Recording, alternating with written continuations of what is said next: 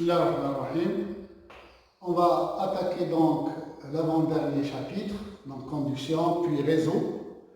La première partie, c'est la conduction électrique. On va parler de création d'un courant, comment un courant est créé. Alors, comment il est formé. Alors, on a vu qu'un conducteur en équilibre est un conducteur dont les charges ne bougent pas, à l'intérieur de ce conducteur ne bouge pas.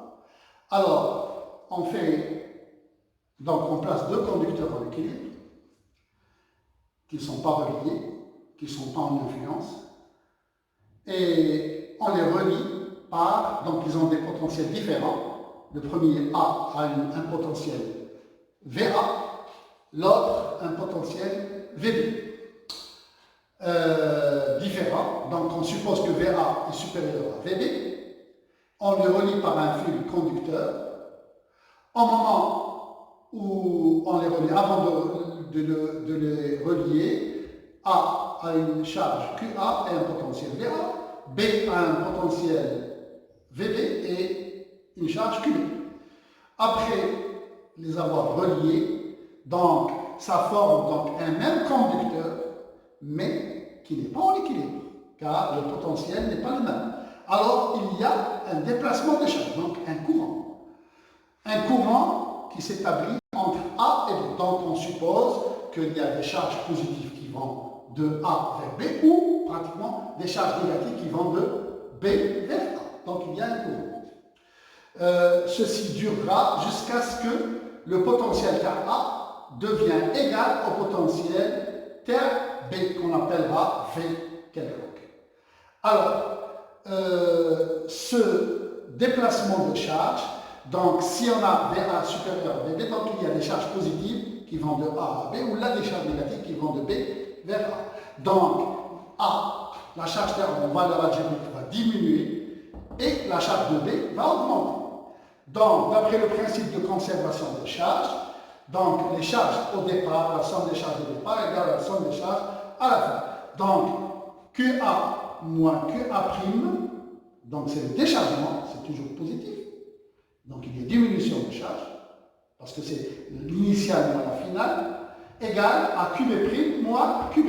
Donc c'est QB', donc la finale moins l'initiale, donc c'est le chargement. Alors pour la première partie.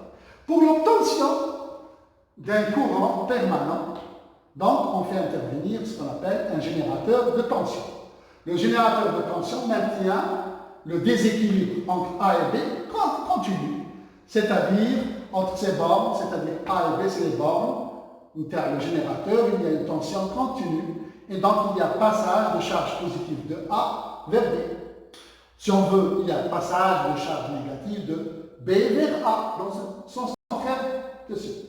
Le générateur, donc, il maintient le passage de courant constamment. Donc, il maintient une différence de potentiel, un déséquilibre. Le générateur, et on peut le schématiser. Alors, bon, on parle de sens conventionnel du courant. Le courant est noté I, il est parfois noté petit i. Il passe toujours du potentiel le plus élevé au potentiel le moins élevé, c'est-à-dire du plus au moins du générateur, à l'extérieur du générateur. Il passe toujours du potentiel le plus élevé vers le moins élevé. Mais à l'intérieur du générateur, il passe du moins au plus, c'est-à-dire du potentiel négatif, le moins élevé, vers le plus élevé. C'est en quelque sorte, le générateur, ce n'est pas un créateur de charges. Il fait passer les charges uniquement. Donc, si on parle de charges positives, il les fait passer du pôle positif terreau vers le pôle négatif à l'extérieur et du pôle négatif vers le pôle positif à l'intérieur du générateur. Donc, il ne fait que transporter la matière qui est les électrons. C'est le même cas comme une pompe à eau. La pompe à eau ne crée pas d'eau. Elle transporte de l'eau du point le plus bas vers le point le plus haut, à l'intérieur de la terre. Mais si l'eau est laissée à lui-même, il va passer du point le plus haut vers le point le plus bas. C'est le cas du courant électrique. L'intensité du courant est donnée par la relation dQ sur dt. Attention, il ne faut pas faire l'erreur d'écrire Q sur T. Ça, ce n'est valable que lorsque le courant, l'intensité thermique est constante. L'unité de l'intensité, c'est l'ampère. Donc, dans le système international, c'est la charge, la quantité de charge débitée par unité de temps dans une section d'un conducteur. Donc, par unité de temps, c'est-à-dire dt égale à 1, et donc c'est l'unité de combien de charge il est débité. Maintenant, un régime stationnaire. Le régime est dit stationnaire lorsque le potentiel de chaque point d'un circuit reste le même, quel que soit le passage, quel que soit le temps. C'est-à-dire si on a un circuit A, fait de points A, B, C, D, alors le potentiel VA est égal à constant, quel que soit le temps. VB est égal à constant, quel que soit le temps. VC est égal à constant, quel que soit le temps. VD est égal à constant. Ça ne veut pas dire qu'ils sont les mêmes. Mais ils sont c'est VA différent de VB peut-être, mais ça n'a rien à voir. VA est toujours le même dans un régime stationnaire. Pour on va voir maintenant le déplacement d'un électron dans le vide, on a une ampoule vide, vidée, sans air, on fait un condensateur, c'est-à-dire on a deux plaques parallèles. La différence de potentiel est maintenue par un générateur, donc VA, VB est constant. Donc le champ est uniforme entre les deux plaques. Il est égal, on a vu déjà pour le condensateur plat, il est constant, il est dirigé de la charge de la plaque positive vers la plaque négative. Donc on essaie de faire libérer des électrons. L'anode, la charge négative, la cathode, c'est la charge positive. Donc on fait un filament, on fait passer un courant secondaire dans un filament qui est proche de la plaque B. Donc les électrons qui sont ils nous fragilisent la relation avec le conducteur. Donc dès qu'il y a un champ, ils retournent. Donc ils rejoignent les électrons avec pratiquement une vitesse pratiquement nulle. Et ils sont accélérés parce que la force elle est égale à Q fois E. La charge de l'électron c'est moins E, donc négative. La force est contraire au champ. Donc, il est accéléré B vers A. Donc, on a la différence du potentiel entre les A et B divisé par D, d'après la circulation du champ. dV est égal à EdL, dL est égal à la distance radie, dV c'est VA moins VB, et donc on a E est égal à VA moins VB sur D, la distance entre les deux plaques. Donc, la seule force qui existe, on néglige le poids bien sûr, donc la seule force c'est la force électrique. Donc c'est QE qui est égal à F. Et en même temps la loi de Newton nous donne M. Donc l'accélération est égale à l'expression. Le module de l'accélération est donc constant. Donc les électrons sont accélérés. On remarque que l'accélération est proportionnelle au champ. Ce qu'il faut retenir. L'accélération est proportionnelle au champ.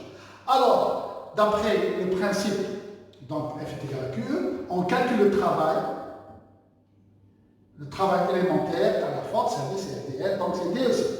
F, c'est la seule force agissante.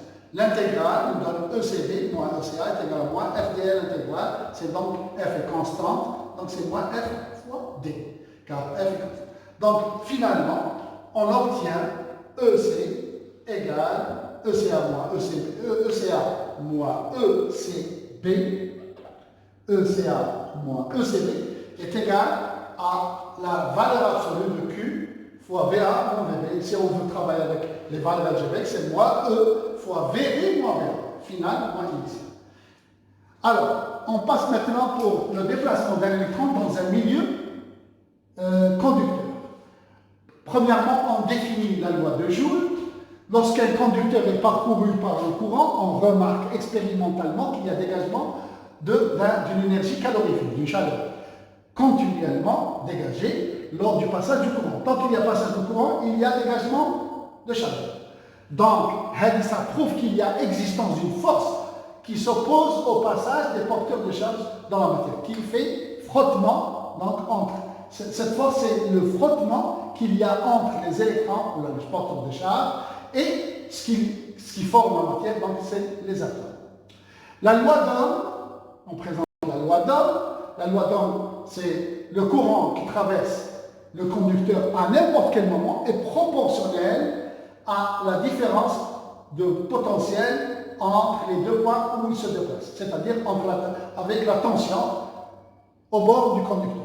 Donc, I sur V est une constante, ou la V sur I est une constante. On pose V sur I égale à R, donc c'est la constante. R est appelée résistance du conducteur. L'unité de c'est Ohm. Alors, on présente la résistance à un conducteur. Il y a passage de courant, donc un courant I. Un courant I. Alors, puisque les charges, le courant I est constant, donc la vitesse des électrons est constante. Et comme la somme des forces égale à 0, pourquoi on peut démontrer que la somme des forces égale à 0, on va la faire tout à l'heure. Donc, F, c'est moins E fois E, donc c'est le sens contraire au champ. F, la force de frottement, qui est égale à moins kV, et nous donne donc F, force de frottement, l'électron, porteur de charge, donc la force de frottement entre l'électron et le porteur de charge, et le réseau cristallin qui forme le conducteur.